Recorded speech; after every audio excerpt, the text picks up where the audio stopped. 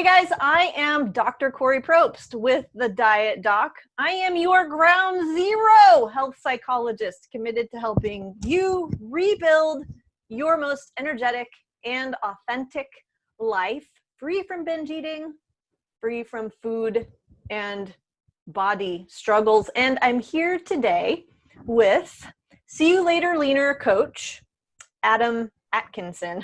Hi, thanks for having me today. Yeah, you bet. We're going to have a discussion, a fun conversation today about why am I hungry? This is something that I feel like I'm answering this question a lot.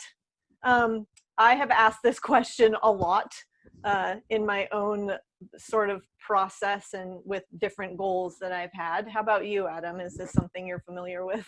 Every day, every week, every weekend. It's a fine topic to talk about. We often come to conclusions: are we broken that we're hungry so much?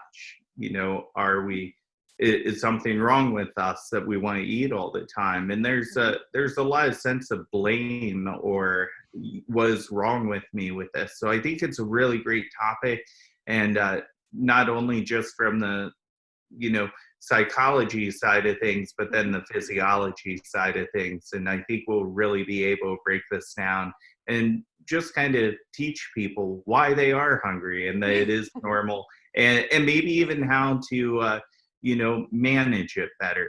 When Sure. you start learning about why you are hungry, that just helps you understand it better. Well, it's so interesting, I think, Adam, because I'm a words and language I'm super interested in why we ask the question in the first place and the language that we use. And the question, why am I hungry, when I hear it, is it's combined with this sense of frustration a lot of times. It's not just why am I hungry? It's very much like, why am I hungry? Why am I hungry? I mean, and depending upon the way that you're asking the question, it is going to affect how you answer it, or even if you do answer it, and whether you're going to feel stuck around it or whether you're going to be curious around it. And when I hear the why am I hungry, if we could put a ... after the end of it, it's usually added, it's combined with like again or so soon or I was just thinking, oftentimes when I say it, it is because I just ate. Okay, yeah. You're probably not alone in this. I mean, I've experienced that too, and there are a number of things that can have an impact on that. And so maybe let's dive into that. Like, why am I hungry so soon? I literally just ate. And well, let's say this first. Everyone's bodies are going to process every meal they had in a different way, right? Some much faster than others. And then there's what did the meal consist of? Did it have more protein or fat and or any carbs at all? And was it a liquid versus a whole meal? Because that's going to impact how quickly we get hungry after a meal. Did we just have a big training session? Yeah. A meal might be really filling for us at any other time, but after a training session, we're probably going to, assimilate and utilize that energy faster, and so we may get hungrier faster after that meal. So there are a lot of components, I think, that are going to impact why we are hungry if we just ate. Yes. Another one, you were kind of talking about food, like having a lot of refined sugar, foods that just aren't whole in value. These are things, I don't want anyone to think these are inherently bad, but if you're struggling with hunger all the time, these might be things you want to stay away from, or maybe utilize them in a manner where they're a pre-workout meal, where you don't want a heavy gut load, but maybe not like right before you go to bed. Again, not that sugar is bad, but there's a place for it. And its place is definitely not, you know, basically blunting hunger by any means. So, you know, again, I don't want to teach people sugar's bad, but Yep. if you're struggling with hunger, that's probably going to be one of the first things that you do want to stay away from, so you can have more whole, filling food. Yeah, I agree, Adam. And I think there's a process of sort of observation and experimentation that needs to take place. First, it might just look like looking at how you eat throughout the day and where the more whole versus processed foods are coming in, and then kind of taking an internal assessment of how those foods affect your energy levels and your hunger levels and or satisfaction and fullness levels. It's like, that tasted really good. I really enjoyed that food.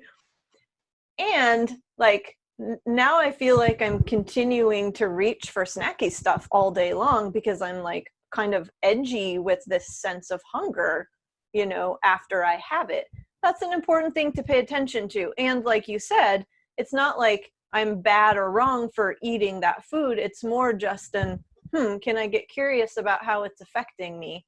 And not, I'll never eat that food again, but how could I make wiser and more skillful choices around having that food so that I feel good? Mm-hmm. I've often clients that do crave sugar. I've told them to maybe have that sugar meal on their refeed day or their higher carb day, where they're going to have a little more food coming in to help them stay less hungry as well. Mm-hmm. Yeah. Yeah. Or here's another idea, is to have it, like you said, before a workout and or during a workout. You know, I do more cycling than anything else now. And while I still will have like, let's 100% honesty, I made a cake this weekend because it's my sister's birthday. And after breakfast, I had like a tiny sliver of, I wanted something sweet, had a tiny sliver after breakfast. And, you know, there, like you said, time and a place. That didn't make me feel bad because I had the whole food meal, you know, with the sugar. If I were going to eat that for a snack later, I can pretty much guarantee I'm going to be hungry right away again and then be looking for something more that is, you know, less quickly digested and that probably has some protein in it. But as a cyclist, there is one time when I don't necessarily think about having a quickly digested processed carbohydrate, and it's during my rides. Mm-hmm. You know, some people may consider like Cliff Bars a whole food source because it's not like a goo, you know, that just goes down. I don't consider them a whole food source. They don't keep me, like, I don't eat them at any other time except for when I'm on my rides, because they are, to me, my body processes them in a way that they're incredibly just quick energy. But I recognize that, and I don't eat bars at all outside of when I'm on a ride because they make me hungry. So yeah, those sugary carbohydrates, quickly digested processed carbohydrates can be good. They're fine at any time, but it really is just paying attention to, you know, when you feel your best and when they would be best for your body and your needs. Yeah, this is where meal timing gets so, you know, broad. And when you look at the research, you know, spacing out protein is one of the most important things. When it comes down to that, it's really individual preference on where you put your carbs and fats. But with that being said, now we're talking about hunger. And, you know, I think we've really, as a business with the Diet Doc, have really helped individualize meal timing to help people with their hunger. And there's not a one-pronged approach to this. I have lots of different ways I've helped people with timing to help with hunger levels. And you know, the great thing about those Cliff Bars, packable, transportable, and quick and easy. Because the last thing you want to do is pop open a Tupperware of brown rice on the ride, right? Yeah, That's no, just that's not not happening. going to work. I will make my own sandwiches that have like a more whole protein. I've done that before, more whole protein source in them, because I know, Yeah. like, no, I don't carry an ice pack with me in my jersey, but it's a turkey sandwich that is going to get eaten fairly quickly. Yeah, I take those things with me because I recognize that there is only so much sugar that I can be putting in my body before I'm like, oh my God, I don't feel good. I need a whole protein source. When we're on especially long rides, like we're stopping and I'm getting a sandwich with meat on it. Right. Yeah. I can't put any more, like I have a physical like reaction to just more sugar. And, this kind of brings up the topic, Adam, of just this sense of what's called interoceptive awareness. And that's having an understanding of how internally our bodies are feeling. And, it's very interesting what the literature shows around individuals who have chronically dieted. We oftentimes lose touch with our hunger signals and our fullness signals. And research has shown that with chronic dieting, oftentimes what happens is we operate on the extremes. So we're eating only when we're extremely hungry. Like I have to be at a 1 on, like, if there's the hunger and fullness scale, 1 to 10, 10 being I'm so stuffed, I can't move right now, I feel awful. 1 being I am going to eat my own face off right now if I don't get any food. And oftentimes that's when chronic dieters that's when they eat. It's like, it's not appropriate for me to eat at any other time, at any other sort of gradations of hunger. Like, I need to be super hungry. And that's a slippery slope, really slippery slope. So, coming to a new level of awareness about the different shades of hunger and when and where and at what point it's going to be wise for us to take in some calories and some food so that we don't get to the point where we're going to eat really, really fast. We're going to eat more than we probably need in that moment. And then that's going to lead to this sense of shame and guilt. And, and probably for a lot of people, some compensatory measures where they're like, now I can't eat anything for lunch, or now I have to go do 2 extra hours of cardio. The other thing I want to say about this, Adam, is in terms of introspective awareness, it's super interesting how this is associated with our ability to understand our emotion, because emotion lives in our bodies. Yeah. And, it's shifts in energy. And when we get so used to, if we've been chronically dieting for a long time, when we get so used to kind of pushing hunger off, like, I'm not going to pay attention to it, the longer I can not eat, the better, because the longer I won't eat, the more fat I'm going to burn. It's like, that's also what we do with emotion. Back to that topic too, Joe had made a great post in our group about how he intuitively eats, but we have to be careful to remember Joe competed for 20 years. So his intuition is based off 20 years of competing, as that being the standard for him. So that's going to be much different than somebody who's maybe only dieted 3 months, 6 months, or a year. Those habits might not even quite be habits. Those are just kind of following a program. So it's really important to kind of divide those two up. And there's almost a psychological intelligence that happens with intuition and the decisions we make and how we do deal with hunger. And I'm still in that boat. When I'm feeling hungry, I think, oh yeah, burning some body fat right now.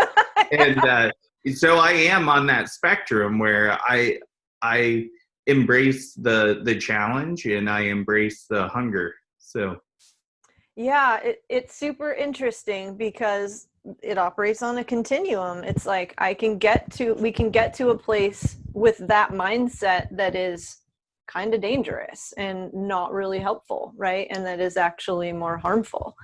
yeah, Um, see where that pendulum can swing in a well, really yeah, negative manner either way. exactly. And it can have it's more than just, I'm not going to observe what I'm feeling right now and I'm going to ignore it and avoid it. It's like it can affect other areas of our lives. Like, we're coaches. We need to be able to have a coherent conversation with the people that we're working with, right? When I was dieting for competition, I would literally have a meal. It was like I was having a pre-workout meal for my session with a client because I was like, I gotta have clarity. Like, I gotta be able to think clearly. I can't be spaced out and like low blood sugar and shaky and preoccupied with food. That's not good for me, nor is it good for my client and for our relationship. So it really is like about learning to monitor where those levels are. And this is part of, you mentioned intuitive eating. Part of intuitive eating is understanding that functional hunger. It's like, okay, so, I typically eat every 3 or 4 hours. Okay, I get that. Except, I'm in a situation with my schedule today where if I don't eat right now, and I may not feel really hungry, I'm maybe on the lower level of hunger, but if I don't eat right now, that would mean I have to go 6 hours without food. And I know how I get when I've gone 6 hours without food. It'd probably be a really good idea for me to have something right now to take care of myself. Mm-hmm. Because hunger comes in, it will show up for everyone in different ways over different periods of time based on a number of circumstances. But I mean, let's list like the different physiological symptoms of hunger. I'll list one first. Yeah. A sense of emptiness, like in my belly. Okay. Yeah. And then blood sugar being low. How do you know your blood sugar is low, though, Adam? Because how does one sense that? So the biggest sign for me is that people get shaky. So Okay. Yep. a lot of people tend to ignore that though. And Oh my being a gosh. trainer, gosh, I've seen so many clients not eat before they train. We're 3 or 4 sets in. And I'm like, Yeah. what did you eat? What didn't you eat today? Because What I can have you tell. had or not? Yeah. Yeah. Yeah. And that, for most people, if we're to the point of shakiness, that is usually that's in the high end of the hunger continuum, where you probably most likely need to eat something now. Yep. And I've had clients like that too. And I used to train people, they would start to look like ashen, and like they stop moving, and they'll say things like, I don't feel very good right now.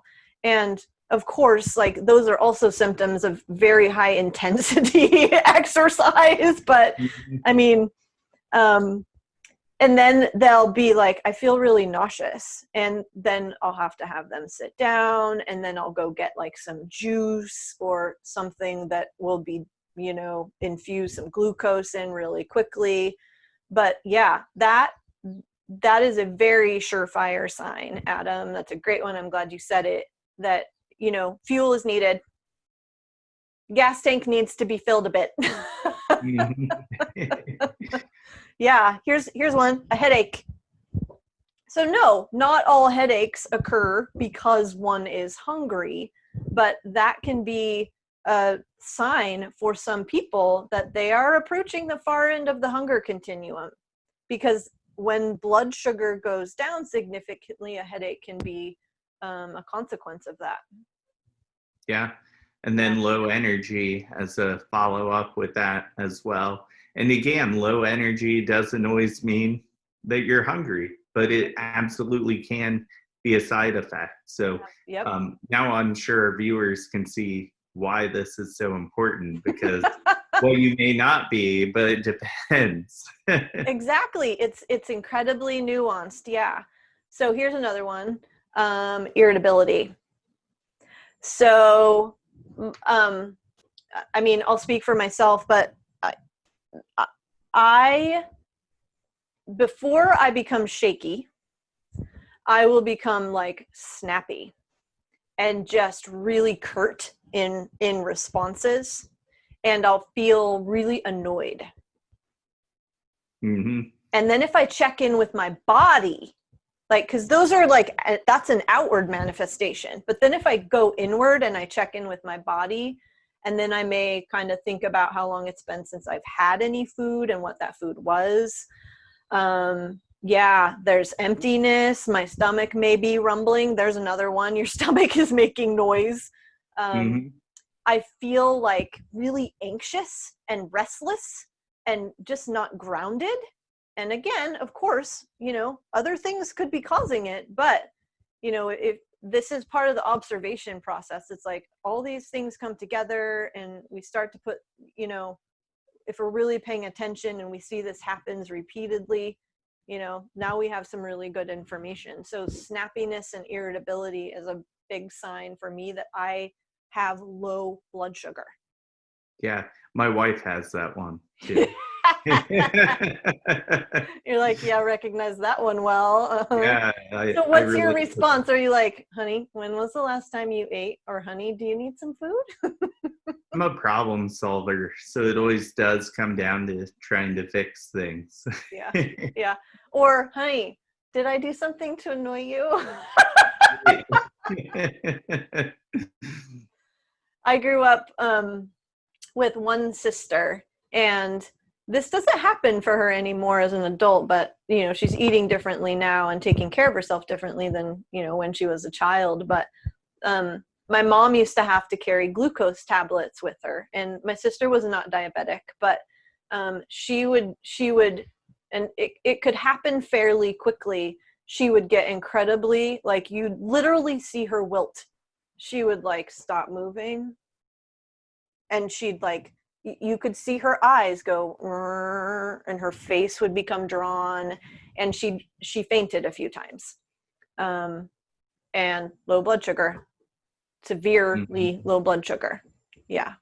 That is not the point that we want to allow ourselves to get to, guys.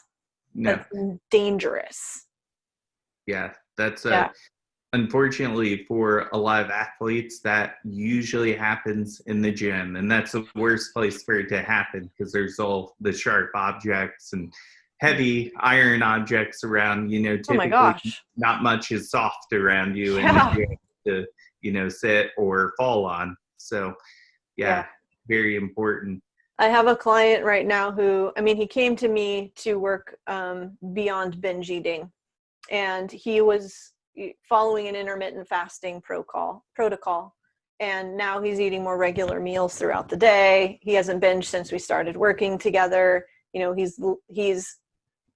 he told me when we started, he's like, I'm not hungry. I'm not hungry. We can lose the sense of hunger, guys, when we get used to eating in a certain way. Individuals who have the eating disorder anorexia, many of them will say, I'm not hungry. It's not that hunger is not there. It's that we learn to get away from it. We learn how to avoid it. We learn to discern it as being something else a lot of times. So, like for my client, you know, I bring him up because for that reason, we can not feel hungry. That doesn't mean we don't need food. This is part of the reason why he was binge eating, because he was going too long without nourishing himself, right? He needed to learn the other signs, because he thought, well, my stomach isn't growling. I'm not hungry. But then as we looked at all of these other ways in which hunger can manifest, he was like, oh, yeah, actually, I have had more headaches and I do feel lower energy. And he noticed too that when he would train, he's like, it's not fun at all. It's like a slog in the gym. And now that he's eating a pre-workout meal, he's like, oh my God, I'm seeing gains I haven't seen in like 2 years. And he's just excited and he feels good. And yeah, I mean, so many ways in which we will ignore our hunger and push past our hunger and then lose our sense of hunger. And when we lose our sense of hunger, we lose our sense of other things too. Yeah, absolutely. I think another big one is people don't realize the impact of sleep on hunger. Oh, and yeah. a lot of people equate it to just the time not awake being hungry. And that's true to some degree. But what's really happening in the body is you're lowering leptin levels. And that is a neurological cue that's going to make you hungry, or you're going to increase ghrelin levels when that happens. And that makes you astronomically hungry. I just had a client come visit from New Jersey this weekend. Her and her friend spent the weekend with us.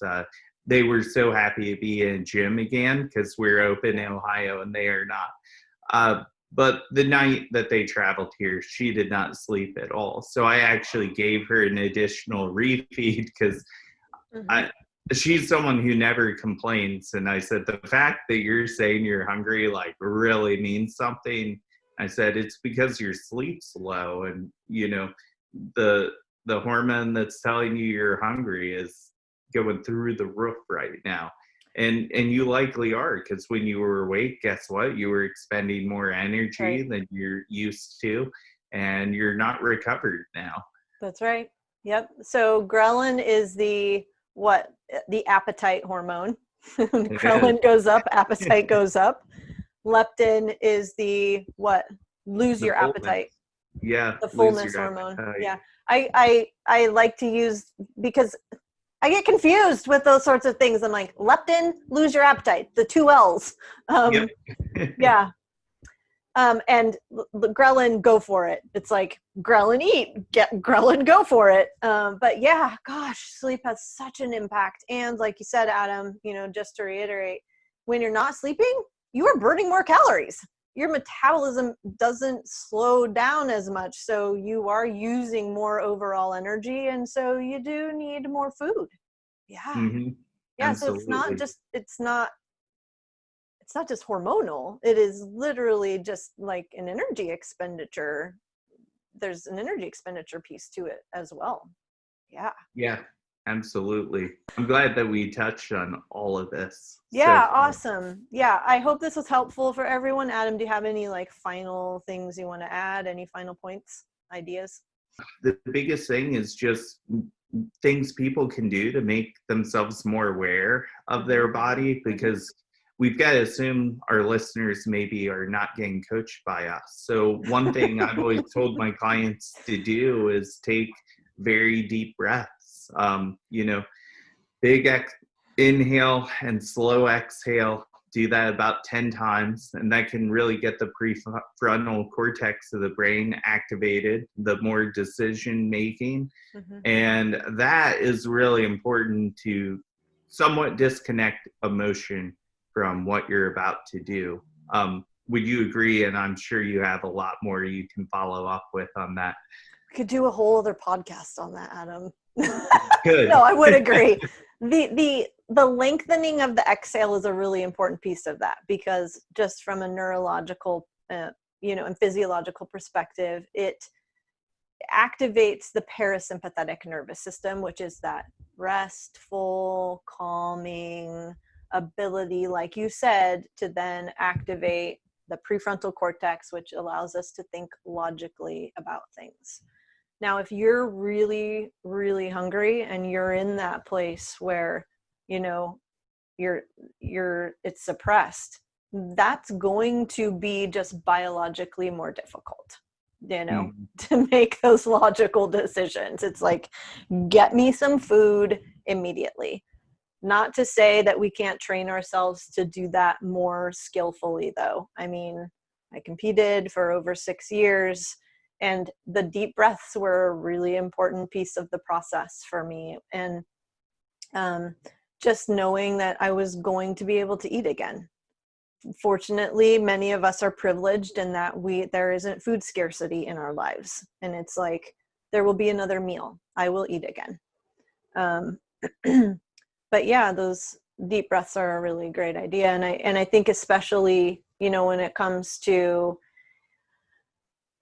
discerning between physical hunger and psychological hunger, that's a really important place to implement just a body scan or just the deep diaphragmatic breathing. So then we can ask ourselves the question, like, what type of hunger is this? Where do I feel it? Are there other areas that I'm upset about and that need my attention?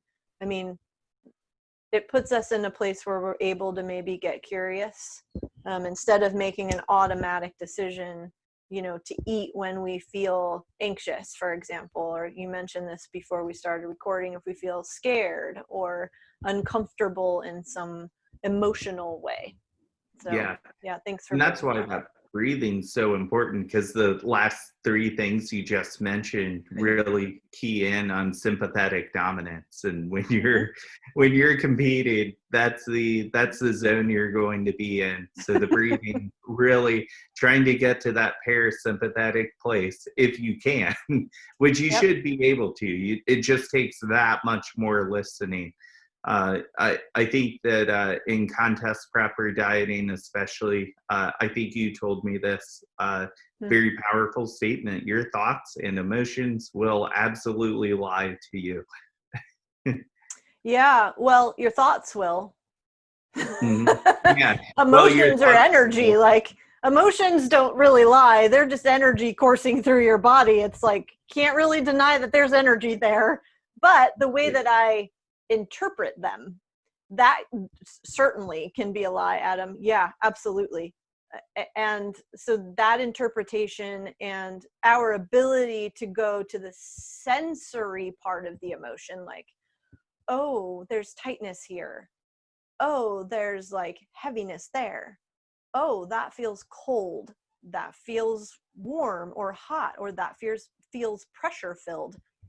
What we do is we remove the meaning or the judgment from whatever that sensory place is, which is, you know, that's going to make the biggest difference for then how we respond and the action that we take, right?